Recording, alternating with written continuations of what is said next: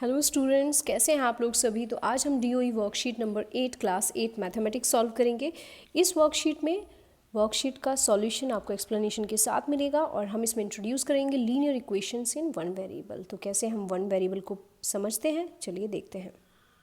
Hello students, तो आज की हमारी वर्कशीट है वर्कशीट नंबर 9।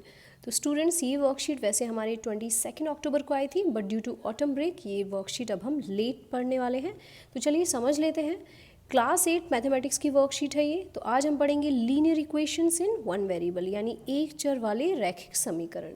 तो थोड़ा सा जूम कर लेते हैं और देखते हैं। Dear students, in previous class we have learn to make the equation from algebraic expressions. तो हमने पिछली क्लास में पढ़ा था कि हम कैसे इक्वेशंस बनाते हैं एल्जेब्रिक एक्सप्रेशंस का यूज़ करके। तो उसे थोड़ा सा रिवाइज कर लेते हैं।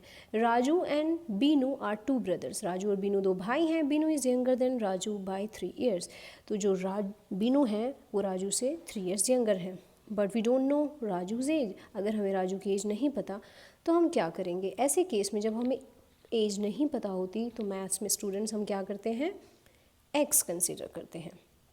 तो देखिए, when Raju is 12 years old, Binu is 9 year। For example, अगर हमें नहीं पता कि राजू कितने एज का है, तो अगर राजू 12 है तो बीनू से 3 कम यानी 9 होगा।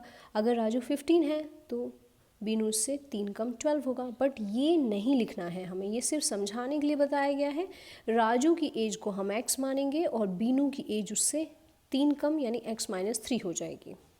Keep in mind x is a variable. हमें ये मानना है, ये ध्यान रखना है कि x एक वेरिएबल होता है। वेरिएबल का मतलब जो चेंज किया जा सकता है। फॉर एग्जाम्पल, आप x की जगह पे 1 2 3 4 कुछ भी रख सकते हैं और कोई भी वैल्यू हो सकती है।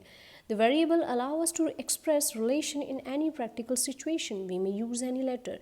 हम x की जगह पर p, r, l, x, y, z, a, b, c, d कुछ भी यूज़ कर सकते हैं। ये सभी वेरिएबल्स कहलाते हैं। वेरिएबल्स को हिंदी में क्या कहते हैं। x एक अचर राशि है। अचर राशि है, x एक अचर है। और x जैसे बहुत सारे अचर हमारे पास होते हैं जिनको हम यूज़ कर सकते हैं, जैसे कि l, p, m, t, y, z, a, b, c, d।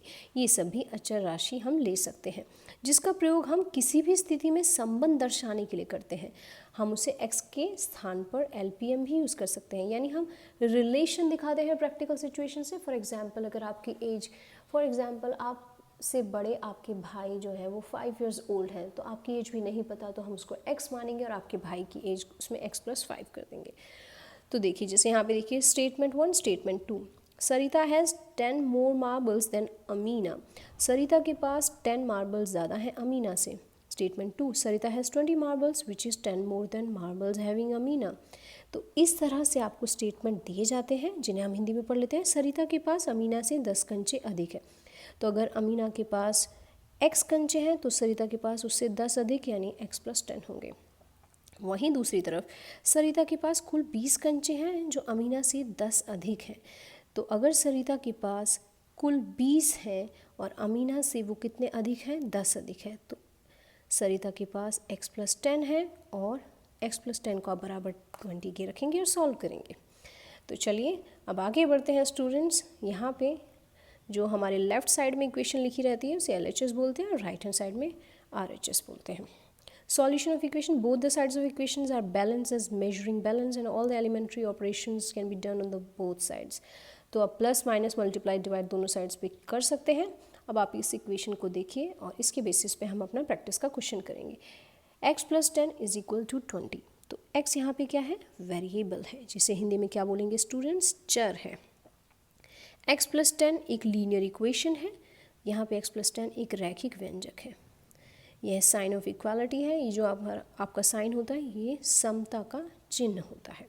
तो चलिए, क्वेश्चन बहुत इजी है। Find out the linear equations in one variable. तो यहाँ पे हमें एक वन वेरिएबल की इक्वेशन फाइंड आउट करनी है स्टूडेंट, और सर्कल करना है with the given equation against the serial number. तो चलिए अब यहाँ पे बताना है आपको। हिंदी में एक बार देख लेते हैं। निम्नलिखित समीकरण में से एक चर वाले रैखिक समीकरण को छांटिए तथा समीकरण की क्रम संख्या पर गोला लगाइए। यानी आपको छांट के उसकी क्रम संख्या पर गोला लगाना है। सिंपल है। तो देखिए, यहाँ पे सिर्फ x है, y नहीं है, एक ही वेरिएबल है, तो इसको सर्कल कर लेते हैं। यहाँ पे देखिए 3y + 5, तो ये रहा हमारा सेकंड। अब यहाँ पे थर्ड, ये देखिए 4p = 20, इसमें भी p है हमारा सिर्फ, यहाँ पे सिर्फ t है, यहाँ पे भी सिर्फ x है, बट यहाँ देखिए y, x z 3 आ गए वेरिएबल, तो ये हमारा नहीं होगा। यहाँ पे x, ये देखिए 2x से आप x माइनस करेंगे, ये प्लस का 4 आप यहाँ ले जाइए, या प्लस के 4 को भी आप इसी साइड रहने दे सकते हैं, is equal to 0। So 2x से एक x माइनस होगा तो x plus 4 is equal to 0। तो यहाँ पे भी स्टूडेंट्स एक ही वेरिएबल है, ये भी सर्कल हो जाएगा। यहाँ पे x y 3z, तो सिर्फ ये हमारे वन वेरिएबल्स यानी एक चर वाले रैखिक समीकरण है। तो आई होप स्टूडेंट्स ये इक्वेशन वाले क्वेश्चंस आपको अच्छे से समझ में आए होंगे, जहाँ सिर्फ या तो x हो या a हो या b हो या c हो, वो हमारे वन वेरिएबल्स वाले लीनियर इक्वेशंस होते हैं। और जहाँ पे एक से ज़्यादा हमारे x y z वेरिएबल्स आ जाते हैं तो वो हमारे 2 या 3 वेरिएबल्स पर पहुँच जाते हैं, या 2-3 चर। यहाँ पे एक ही चर की बात की जा रही है जो कि x है, y भी सिर्फ अकेला, यहाँ पे देखिए 4p, यहाँ पे सिर्फ t है। तो ये सभी हमारे क्या है, एक चर वाले रैखिक समीकरण यानी linear equation with one variable. तो आई होप स्टूडेंट्स ये वीडियो आपको अच्छे से समझ में आया होगा। अगर कोई भी डाउट है तो आप अपना डाउट मुझसे पूछ सकते हैं। Thank you so much and keep watching for the new videos.